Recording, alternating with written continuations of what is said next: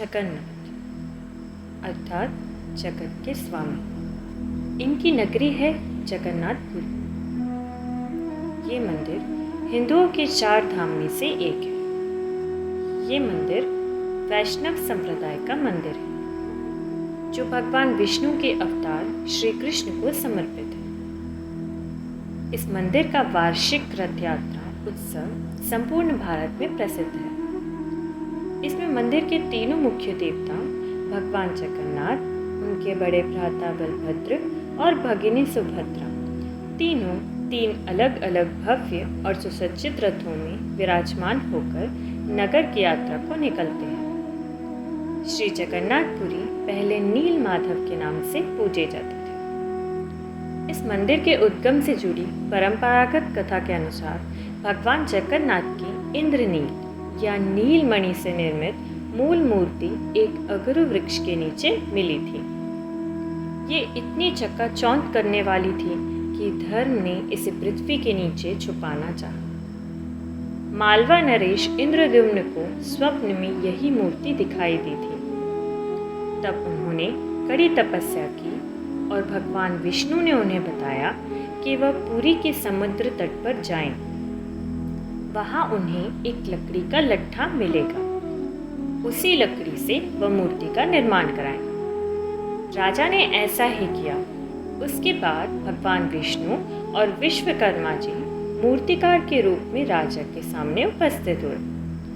उन्होंने ये शर्त रखी कि वे 1 माह में मूर्ति तैयार कर देंगे, परंतु तब तक वह एक कमरे में बंद रहेंगे और राजा या कोई भी उस कमरे के अंदर नहीं आए। माह के अंत में जब कई दिनों तक कोई भी आवाज़ नहीं आई तो उत्सुकतावश राजा ने कमरे में झांककर देखा और वह वृद्ध कारीगर द्वार खोलकर बाहर आ गया और राजा से कहा कि मूर्तियाँ अभी अपूर्ण हैं, उनके हाथ अभी बने नहीं हैं। राजा के अफसोस करने पर मूर्तिकार ने बताया कि ये सब देववश हुआ है और ये मूर्तियाँ ऐसे ही स्थापित होकर पूजी जाएगी। तब श्री जगन्नाथ, बलभद्र और सुभद्रा की वही मूर्तियाँ मंदिर में स्थापित की गई। कलिंग शैली के मंदिर स्थापत्य कला और शिल्प के आश्चर्यजनक प्रयोग से परिपूर्ण ये मंदिर भारत के भव्यतम स्थलों में से एक है। मुख्य मंदिर वक्ररेखीय आकार का है, जिसके शिखर पर भगवान विष्णु का श्री सुदर्शन चक्र मंडित है। इसे नील चक्र भी कहते हैं। ये अष्टधातु से निर्मित है और अति पावन तथा पवित्र माना जाता है। मंदिर का मुख्य ढांचा एक 214 फीट ऊंचे चबूतरे पर बना है। इसके भीतर गर्भगृह में मुख्य देवी देवताओं की मूर्तियां स्थापित हैं। यह भाग इसे घेरे हुए अन्य भागों की अपेक्षा अधिक वर्चस्व वाला है।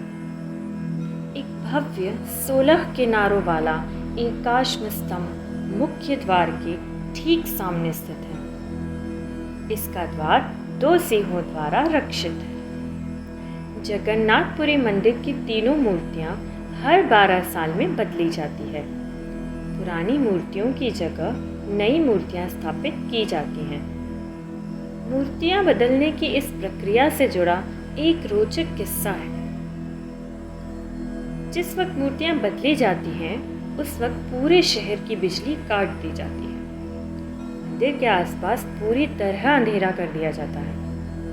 मंदिर के बाहर CRPF की सुरक्षा तैनात कर दी जाती है और मंदिर के भीतर किसी का भी प्रवेश निषेध होता है। सिर्फ उन पुजारी को मंदिर के अंदर आने की इजाज़त होती है जिन्हें मूर्तियां बदलनी होती है। जगन्नाथपुरी मंदिर समंदर किनारे पर है। मंदिर में एक सिंह द्वार है।